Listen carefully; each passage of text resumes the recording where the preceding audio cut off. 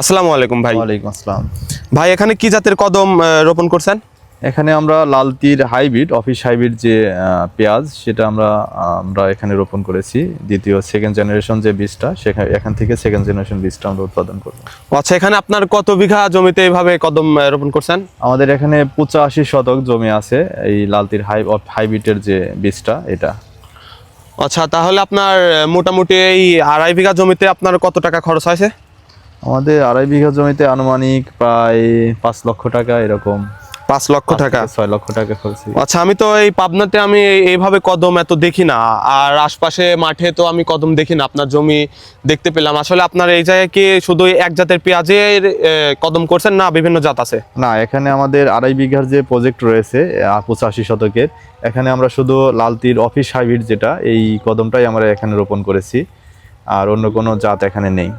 তাহলে আশা করা যায় এখানে কোনো ভেজাল মুক্ত বীজ বের হবে না? না, এখানে কোনো প্রকার ভেজালের কোনো সুযোগ নাই, যেহেতু আমাদের পাবনা জেলায় বীজ উৎপাদন হয় না। আমি শুধুমাত্র একজনই ব্যক্তি যে আশপাশের ভিতরে আমি নিজেই বীজ উৎপাদন করেছি। সেক্ষেত্রে কোনো ভেজালের কোনো সুযোগ এখানে নেই। তাহলে আশা করা যায় আপনি কি এই বীজটা কৃষকের কাছে সেল করতে ইচ্ছুক আছে? হ্যাঁ, এখান থেকে আমরা যে বীজটা উৎপাদন করতেছি এটা আমরা আমাদের নিজের জমিতে রোপণ করব এবং আমাদের পার্শ্ববর্তী যে সকল কৃষক রয়েছে আমরা এদের কাছে দেব। কৃষক বিভিন্ন জায়গা থেকে বীজ ক্রয় করে প্রতারিত হয়ে থাকে। বিশেষ করে আমিও বিগত 2-3টা বছর যাবৎ প্রতারণার শিকার হয়েছি। তো সেইখান থেকেই আমি উদ্যোগ নিয়েছি যে আমাদের পাবনা জেলায় বীজ উৎপাদন করে আমি আমাদের যে সকল কৃষক রয়েছে নিজে রোপণ করব এবং আমাদের কৃষকদের মাঝে দেব। এতে করে তারা ভালো রেজাল্ট পাবে এবং এই বীজটা রোপণ করে তারা ভালো ফলন পাবে পেঁয়াজের। আচ্ছা, তাহলে আশা করা যায় বীজ বীজ যেহেতু আপনি সেল করবেন, কৃষকদের মাঝে এবং দর্শকদের মাঝে আপনার নাম্বারটা বলে দেন। যদি কারোর বীজ লাগে অবশ্যই আপনার সাথে কথা বলে ভালো মানের বীজ নিতে পারবে। হ্যাঁ, কারো যদি বীজের প্রয়োজন হয় তাহলে আমাদের সঙ্গে যোগাযোগ করতে পারবে। আমাদের নাম্বার হচ্ছে 01611928439। এই নাম্বারে যোগাযোগ করলে আমাদের কাছ থেকে বীজ সংগ্রহ করতে পারবে তারা। আসলে দর্শক, আপনারা নিজে মুখ থেকে শুনতে পেলেন। আর আসল কথা হচ্ছে যে আমাদের পাবনা জেলায় কিন্তু এই ধরনের কদম কেউ করে না, আর অন্য সব জেলায় করে। ওরা বিভিন্ন ধরনের কদম করে, ওই জায়গা থেকে আমরা বীজ এনে সংরক্ষণ করে আর কি দানা করি। আসলে সেখানে ভেজালযুক্ত দানা থাকে, আপনারা নিজেই দেখতে পান। জমিতে বিভিন্ন ধরনের পেঁয়াজ হয়, 2-3 জাতের পেঁয়াজ হয়। তো তিনি একজন দক্ষ কৃষক, তিনি প্রথম অবস্থায় প্রতারণা হয়েছে, ওই জন্য সে নিজেই উদ্যোগ নিয়েছে আর কি এইভাবে কদম করে সে নিজেও পেঁয়াজ লাগাবে এবং আমাদের পাবনা জেলা যত কৃষক আছে তাদের মাঝেও দেওয়ার জন্য। আচ্ছা, আপনি কত বিঘা জমিতে পেঁয়াজ লাগাইছেন? আমি বছর 18 বিঘা জমিতে পেঁয়াজ রোপণ করেছি এবং 4 বিঘা জমিতে আমি কদম চাষ করতেছি আর কি। সামনের বছরে আশা করা যায় আপনি কত বিঘা পেঁয়াজ লাগাবেন এবং কি রকম কদম? বছর পেঁয়াজ লাগাবো এরকমই, এবং কদমের মাত্রাটা একটু বাড়াই দিব। যেহেতু এবছর 4 বিঘা করছি, সামনের বছর চিন্তা ভাবনা আছে যে যদি কৃষকের মাঝে ভালো সাড়া পাই তাহলে 10 বিঘা এরকম চিন্তা ভাবনা আমাদের থাকবে এবং পরবর্তীতে আমাদের বীজের প্রোডাকশনে যাওয়ারই চিন্তা ভাবনা আর কি।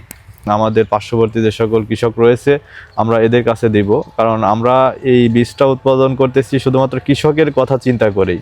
কারণ আমি একজন কৃষকের সন্তান এবং কৃষকের যে কতটা কষ্ট এটা আমরা বুঝি, এবং কৃষক বিভিন্ন জায়গা থেকে বীজ ক্রয় করে প্রতারিত হয়ে থাকে। বিশেষ করে আমিও বিগত 2-3টা বছর যাবৎ প্রতারণার শিকার হয়েছি।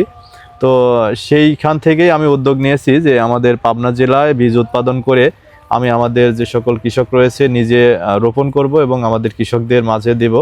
এতে করে তারা ভালো রেজাল্ট পাবে এবং এই বীজটা রোপণ করে তারা ভালো ফলন পাবে। তিনি একজন দক্ষ কৃষক, তিনি প্রথম অবস্থায় প্রতারণা হয়েছে, ওই জন্য সে নিজেই উদ্যোগ নিয়েছে আর কি এইভাবে কদম করে সে নিজেও পেঁয়াজ লাগাবে এবং আমাদের পাবনা জেলা যত কৃষক আছে তাদের মাঝেও দেওয়ার জন্য। আচ্ছা, আপনি কত বিঘা জমিতে পেঁয়াজ লাগাইছেন? আমি বছর 18 বিঘা জমিতে পেঁয়াজ রোপণ করেছি এবং 4 বিঘা জমিতে আমি কদম চাষ করতেছি আর কি। সামনের বছরে আশা করা যায় আপনি কত বিঘা পেঁয়াজ লাগাবেন এবং কি রকম কদম? বছর পেঁয়াজ লাগাবো এরকমই, এবং কদমের মাত্রাটা একটু বাড়াই দিব। যেহেতু এবছর 4 বিঘা করছি, সামনের বছর চিন্তা ভাবনা আছে যে যদি কৃষকের মাঝে ভালো সাড়া পাই তাহলে 10 বিঘা এরকম চিন্তা ভাবনা আমাদের থাকবে এবং পরবর্তীতে আমাদের বীজের প্রোডাকশনে যাওয়ারই চিন্তা ভাবনা আর কি। মাশাল্লাহ, তিনি খুব সুন্দর কথা বলছেন। আসলে দর্শক, আপনাদের যদি এই কদমটা লাগে, এই বীজটা লাগে, অবশ্যই তার নাম্বার দেওয়া আছে, তার সাথে যোগাযোগ করে খুব ভালো মানের বীজ নিতে পারেন।